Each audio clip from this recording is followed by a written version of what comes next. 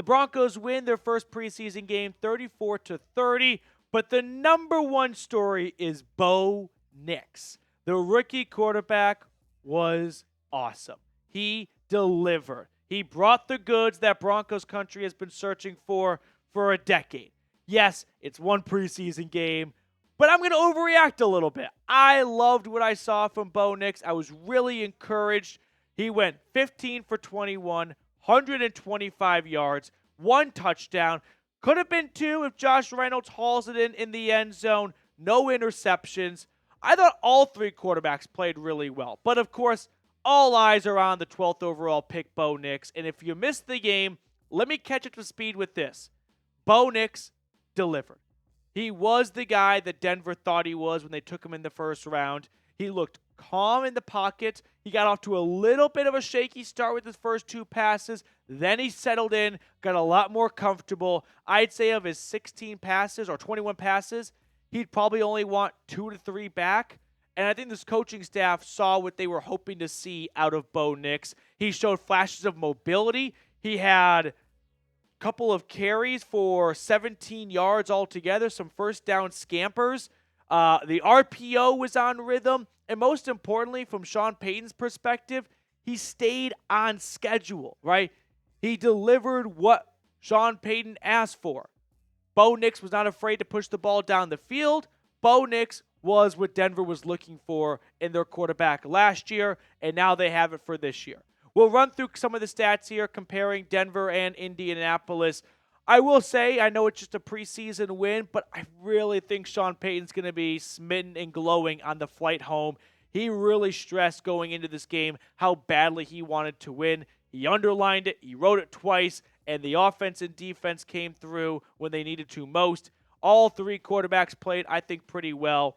But who do you think the biggest winner was coming out of this week? I think it's got to be Bo Nix. Now, the next question is Bo Nix now the starter for this team? Like, no question, no doubt about it. I'm not quite there yet, and it's not because he did anything wrong today. I think it's a combination of, I don't think Jarrett Stidham played bad. I don't think Jarrett Stidham looked unstartable against Seattle week 1. Jarrett Stidham went 4 for 7, 37 yards, 1 interception that was 100% on Samaje Perine's fault. So the reason why I'm not putting Bo Nix as the guaranteed starter week 1 is I think the plan will maintain what the plan was all along. Jarrett Stidham starts this week. Bo Nix starts next week against the Packers. After those 2 preseason games, you've got enough body of evidence with all the training camp practices to make your decision. And then once you make your decision, you can then enter the second decision, which is, do you want your starter to play in week 3 of the preseason, or do you want to rest them so they're healthy for week 1 against Seattle? But I think that answer will come after the Packers game. I don't think there's going to be a starting quarterback announcement made after this one preseason game. But Bo Nix definitely trending in the direction to start week 1. I mean, training camp is always tough to really draw big conclusions from when it comes to starters because you just don't get a good enough look at them against a real opposing defense. But Bo Nix did today. Now, he was going up against second and third stringers, but he was also working with second and third stringers, right? He only had 1 series with the starting offense. After that, he was running with the backups. But I still felt like Bo Nix looked the part of the Denver Broncos starting quarterback. So really, really encouraging stuff. It's still preseason. I'm not going to try and build some unreachable goal or expectation for him in year 1. But Broncos country should be very, very excited and encouraged by what they saw at a number 10. So, kind of put a bow, no pun intended, on the Bo Nix segment here. Good, encouraging, improving play from Bo Nix from his first snap to his last in the game. He settled in. He ran the offense the way he wanted to. He did not look like a rookie after his first or second pass. Got comfortable with the offense, and now I feel like he can really build off of this. 125 yards, 1 touchdown, flashes of mobility, good decision-making in the RPO game. Really, really encouraging stuff from Bo Nix. Broncos fans should be super pumped about what their rookie quarterback did today. Let's talk about the other 89 players. I know, believe it or not, other guys play today. Audric Estime, the rookie running back, some ups and downs, 10 carries, 31 yards, 1 touchdown, but 1 fumble. I also really liked what I saw from Blake Watson, the UDFA running back, especially at the end there. 9 carries for 26 yards, 1 touchdown. So the Broncos running back room spread the ball out a ton. Javonte Williams had some nice touches, breaking through some arm tackles early on. Highlight reel Jaleel picked up where he left off.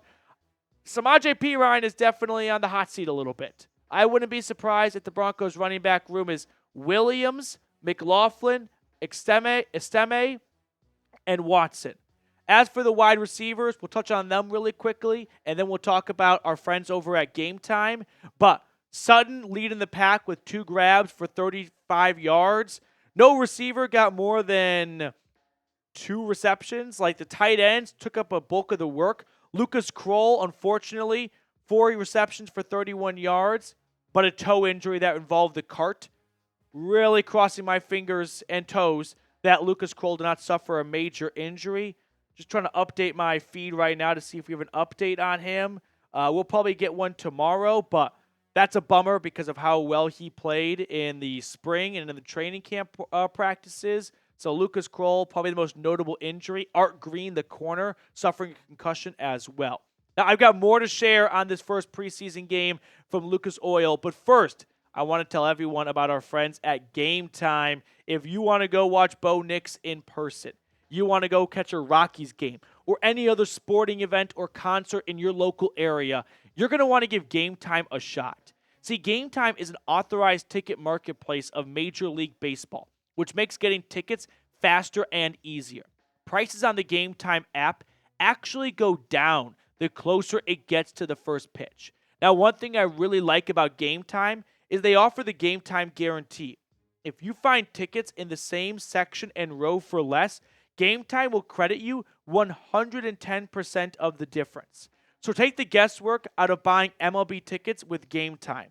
Download the Game Time app, create an account, and use code CHATSPORTS for $20 off your first purchase. Terms apply, but again, create an account and redeem code CHATSPORTS for $20 off your first purchase. Download Game Time today. Last-minute tickets, lowest price guaranteed. Let's talk about Denver's defense, which we saw a good amount of the starters play. No Pat Surtain, no Zach Allen, no John Franklin Myers, and I think that were the only 3 starters that did not play. Indianapolis deployed all 5 quarterbacks. None of them had tremendous success against the first or second string defense for Denver. I mean, don't look at 30 points and think, wow, the Broncos defense got gashed. 7 came from the Colts scoop and score, so really 23. And of those 23 points, only 10 came in the first half against the first and second team units. So I liked what I saw out of Denver's defense. Overall, I felt like they were imposing their will in the first half. Alex Singleton, he looked like a varsity player going out with the JVs. Like, that's the best way to describe what we saw from what should be the new green dot of this defense with Josie Jewell gone. But overall, there were some really good plays made. Jonah Ellis forcing a nice pressure, which led to an interception right after a fumble by Lucas Kroll. So Keydron Smith coming up with the INT. I also really liked what we saw towards the end. Nice fumble recovery. Forgot who jumped on it. No, Matt Henningsen, the former day 3 pick from Wisconsin. So this Broncos defense, I felt like, had some really good plays and muzzled the Colts starting offense when they were out there. You really can't read too much into the third and fourth string defense and then just assign their play to the entire team. Let's just be honest. The third and fourth string defense does not represent the 2024 Broncos.